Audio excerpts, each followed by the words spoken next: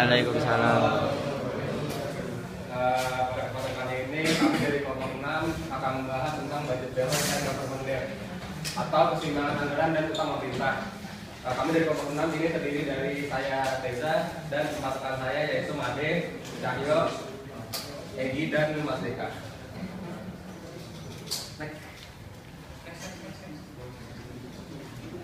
Pada sore kali ini kita akan membahas tentang keseimbangan anggaran dan utang pemerintah. Di sini ada pendahuluannya, yaitu tujuan dari pembelajaran pada sore kali ini adalah yang pertama mengetahui defisit federal, pemerintah atau surplus anggaran dan isu-isu yang terlibat dalam mengukur keseimbangan anggaran dan dampaknya terhadap suku bunga, tabungan nasional, pertumbuhan ekonomi dan penggunaan sumber daya. Yang kedua, mendefinisikan utang federal bersih dan menjelaskan bagaimana pertumbuhan utang yang terkait dengan perkembangan anggaran federal. Yang ketiga, menjelaskan pola pemilikan utang nasional dan perbedaan antara uang eksternal dan internal dan beban utang. Dan yang terakhir, menanggapi masalah ekonomi yang berkaitan dengan pinjaman oleh pemerintah negara bagian dan lokal.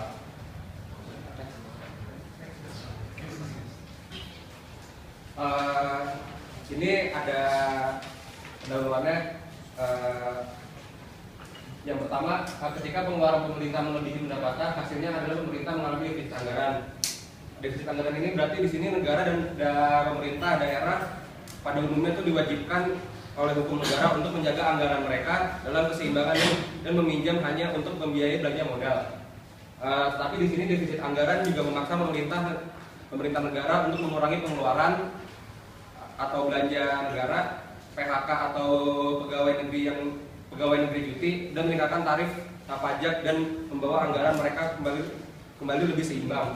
Jadi dari defisit anggaran ini kita akan mendapatkan poin di mana bab ini akan membahas mengapa ada alasan yang baik untuk peduli mengenai efek ekonomi yang negatif dari defisit pemerintah. Lalu yang kedua, ada surplus anggaran. Surplus anggaran itu dapat digunakan untuk membiayai pengeluaran pemerintah atau pengurangan tarif pajak. Di sini surplus anggaran juga meningkatkan tabungan nasional dan membuat lebih banyak dana yang tersedia di pasar kredit. Peningkatan tabungan nasional dapat menurunkan suku bunga real yang berkontribusi terhadap lebih banyak investasi dan dengan demikian meningkatkan tingkat perekonomian dan pertumbuhan ekonomi suatu negara. Dan yang terakhir ada defisit anggaran yang menyerap dana dari pasar kredit yang berkontribusi terhadap penurunan tabungan nasional. Di sini penurunan tabungan nasional dapat meningkatkan suku bunga real, mengurangi investasi swasta, mengurangi pertumbuhan ekonomi dan mengurangi standar hidup di masa depan. Jadi di dalam dua poin yang terakhir itu, di sini kita bakal membahas dan mengkaji tentang keseimbangan anggaran federal dan peran bahwa baik pinjaman dan surplus anggaran bermain di keuangan publik. Kita juga akan melihat efek suku bunga, tabungan, investasi dan standar hidup di masa depan. Dan kita juga akan menganalisis utang federal dan efeknya pada perekonomian bersama dengan konsekuensi mengurangi utang. Next. Ini ke sumber pertama yaitu the federal budget balance atau keseimbangan anggaran federal. Di sini tentang federal budget balance itu memiliki 5 poin, yaitu defisit anggaran federal adalah ketidakseimbangan antara pendapatan dan pengeluaran pemerintah federal. Di poin yang pertama ini, defisit anggaran akan bertahan jika ekonomi berada pada kesempatan kerja yang penuh atau full employment. Di sini juga defisit besar anggaran federal ada dikarenakan pembelajaran pemerintah meningkat dan pendapatan pemerintah dari pajak menurun. Tetapi defisit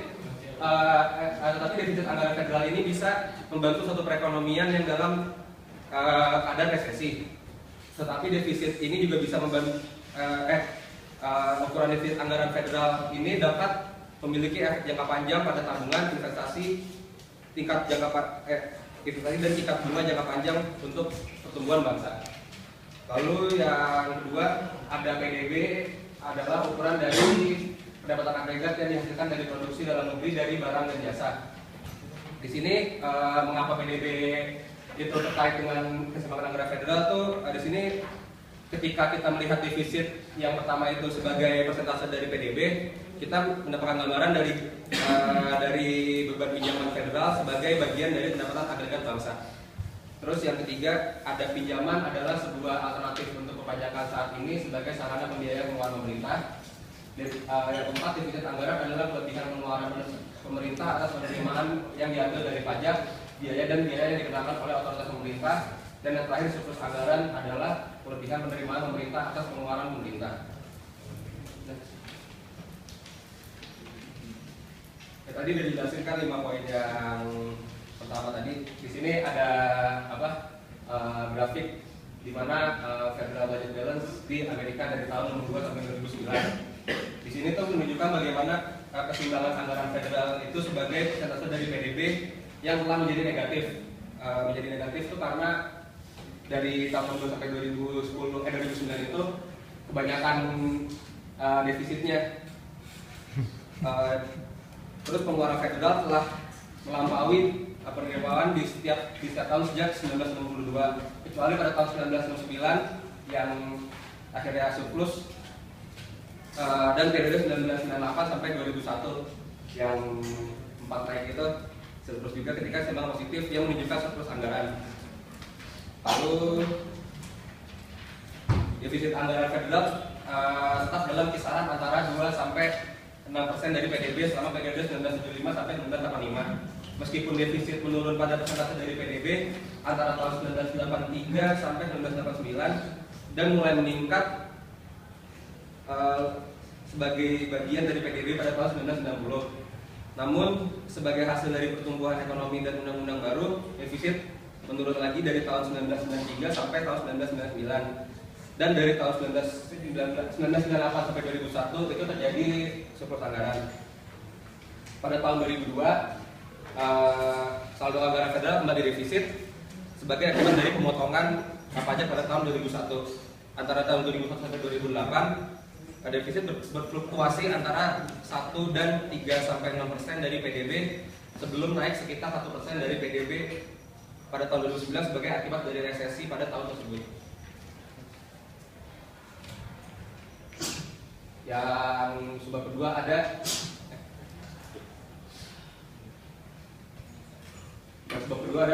high employment deficit on surplus. Di sini ukuran defisit anggaran federal atau surplus ini yang tadi sudah dijelasin itu di suatu tahun tertentu dipengaruhi oleh fluktuasi aktivitas ekonomi yang biasanya terkait dengan siklus bisnis. Pengeluaran pemerintah federal seperti untuk asuransi pengangguran dan bantuan masyarakat kepada yang membutuhkan meningkat ketika tingkat pengangguran naik. Penerimaan pajak otomatis meningkat dengan peningkatan lapangan kerja dan PDB. Jadi di sini employment deficit surplus ini di sini tuh defisit atau surplusnya suatu keseimbangan anggaran pemerintah itu bisa dilihat juga dari tingkat lapangan pekerjaannya. Jadi langsung masuk ke poin pertama, yaitu defisit atau surplus anggaran mencerminkan tingkat aktivitas ekonomi dan ketidakseimbangan struktural antara pendapatan dan pengeluaran.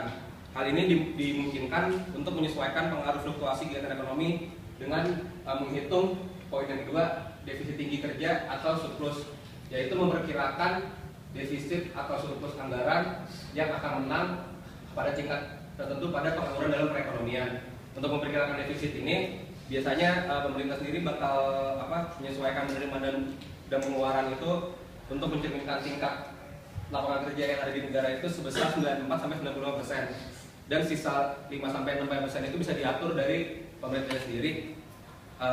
Jadi 94 sampai 95%-nya itu yang benar-benar bekerja. Terus setelah mengeluarkan perhitungan defisit tinggi kerja atau surplus ini, pemerintah juga mengeluarkan dampak dari penyimpangan kegiatan ekonomi dari tingkat kerja yang tinggi patokannya yang 95% tadi. Setiap defisit tersisa mencerminkan ketidakseimbangan struktural mendasar antara pendapatan dan pengeluaran pemerintah. Lalu poin yang terakhir di sini, defisit tinggi kerja menunjukkan bahwa kenaikan tingkat aktivitas ekonomi saja tidak cukup untuk menghilangkan defisit anggaran.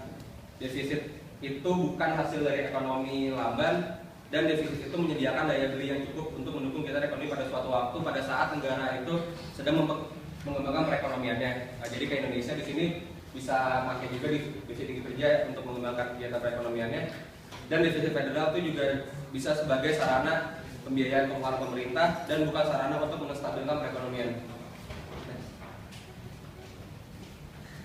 Dan yang terakhir adalah measuring the budget balance atau mengukur keseimbangan anggaran.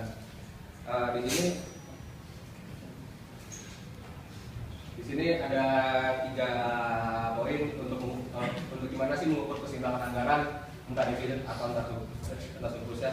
Di yang pertama ada di Unified Budget Balance atau saldo anggaran terpadu, adalah perbedaan antara semua pengeluaran pemerintah federal dan semua pendapatan pemerintah federal yang akan berada pada on budget atau off budget. Maksud on budget dan off budget di sini tuh berarti pemerintah tuh bakal kalkulasiin semua pengeluaran dan pendapatan mereka, lalu bakal bisa dilihat yang mana bakal jadi budget, bakal keseimbangan anggarannya itu masuk bakal jadi on budget, kalau yang nggak masuk berarti bakal jadi off budget. Dan defisit anggaran terpadu adalah ukuran terbaik dari jumlah dana yang pemerintah federal harus meminjam pada suatu tahun tertentu. Di sini dari Unified Budget Balance itu memiliki efek, yaitu efek ekonomi bersih dari anggaran ini seluruhnya tergantung pada tabungan negatif dan positif yang dihasilkannya. Lalu yang kedua ada MIPA Budget Balance atau keseimbangan anggaran MIPA, adalah ukuran resmi dari federal dalam pendapatan nasional dan produk account. Di sini defisit atau surplusnya anggaran MIPA ini tidak termasuk transaksi yang membiayai utang yang sudah ada sebelumnya, seperti pengeluaran untuk asuransi deposito. Dan anggaran MIPA adalah ukuran terbaik dari utang baru bersih yang dihasilkan dari defisit anggaran federal. Maksudnya di sini tuh untuk alasan ini anggaran MIPA kenapa yang paling sering anggaran MIPA ini paling sering digunakan dalam pemerintahan untuk mengukur keseimbangan anggaran, dikarenakan kalau pemerintah pakai yang MIPA Budget Balance ini dia mengukur keseluruhannya dari yang masa lalu sampai buat masa depan, jadinya tuh jangka panjang kalau dalam pengukuran keseimbangan anggarannya. Lalu yang terakhir tuh ada real budget balance atau saldo anggaran yang nyata. Real budget balance itu adalah ukuran dari perubahan dalam utang federal setelah penyesuaian untuk efek inflasi dan perubahan suku bunga terhadap nilai pasar sebenarnya dari utang bersih yang beredar. Maksudnya di sini tuh kalau budget balance itu melihat dari tingkat suku bunga juga. Jadi fluktuatif tingkat suku bunga itu mempengaruhi nilai pasar utang pada tahun tertentu. Ketika suku bunga naik, nilai pasar dari utang yang dikeluarkan pada tingkat bunga yang lebih rendah itu cenderung turun, dan penurunan suku bunga pasar cenderung meningkatkan nilai pasar dari utang yang sebelumnya telah dikeluarkan pada tingkat bunga yang lebih tinggi. Oleh karena itu, kenaikan suku bunga itu berkontribusi pada penurunan utang, dan saat jatuh suku bunga itu berkontribusi juga pada peningkatan utang.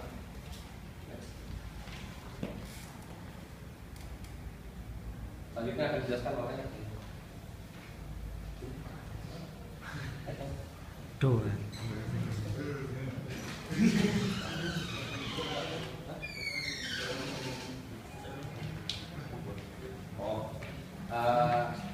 Lalu poin yang selanjutnya adalah dampak pada keseimbangan anggaran federal. Di sini dampak ekonomi pada keseimbangan anggaran federal itu ada empat poin, yaitu defisit dan keseimbangan politik. Yang kedua, permintaan dana pinjaman pemerintah dan suku bunga pasar. Yang ketiga, dari kajian tentang defisit tidak mempengaruhi tingkat suku bunga. Dan yang terakhir, dampak dari surplus anggaran pada pasar kredit. Yang paling dijelaskan oleh Mas Madigan ya. Saya akan mencoba menjelaskan tentang ini, yaitu permintaan pemerintah pada pinjaman dan suku bunga.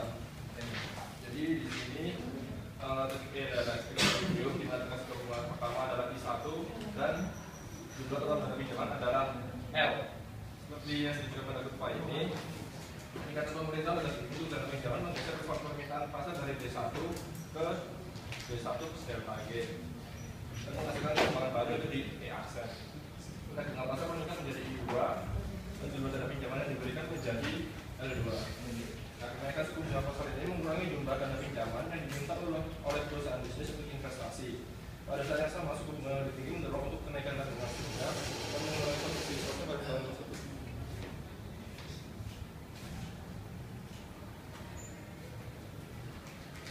Ya, kan kita lihat itu. Ya. Jadi itu intinya itu menunjukkan bahwa peningkatan permintaan untuk dana pinjaman pemerintah untuk membiayai defisit dapat meningkatkan tingkat suku bunga pasar. Permintaan pasar untuk dana pinjaman terdiri dari permintaan kredit oleh rumah tangga, perusahaan bisnis, pengguna daerah, dan